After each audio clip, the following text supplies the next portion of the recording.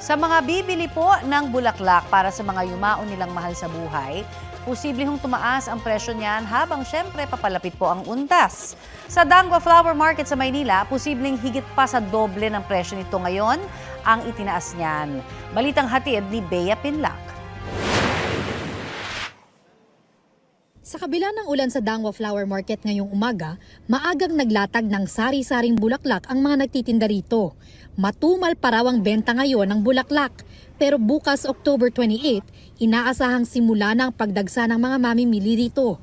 Kaya posible na ring tumaas ang presyo ng bulaklak.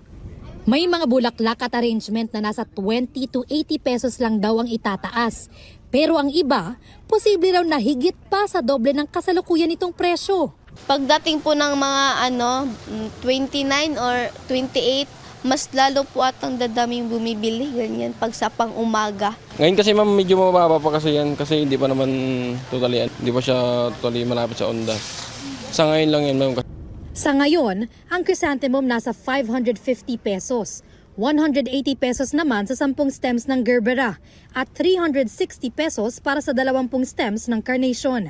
Ang roses per stem nasa 150 pesos at 2,500 hanggang 2,800 pesos naman para sa 25 stems. Nabibili ang 2 dosena ng orchid sa halagang 750 pesos at 400 pesos naman para sa anthurium. Mabenta rin daw tuwing undas yung mga naka-arrange ng basket ng bulaklak. Depende sa laki at disenyo, mabibili ito ng 300 to 700 pesos sa ngayon. Posible raw na simula bukas hanggang sa mismong undas, umabot ito ng 500 hanggang 1,500 pesos.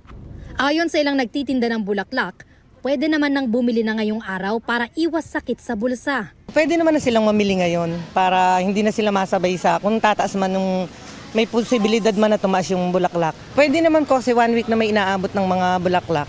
Ang secret lang daw para umabot ito sa undas, pumili ng mas sariwang bulaklak o bagong gawang arrangement at ibaba dito sa tubig. Bea Pinlac, nagbabalita para sa GMA Integrated News.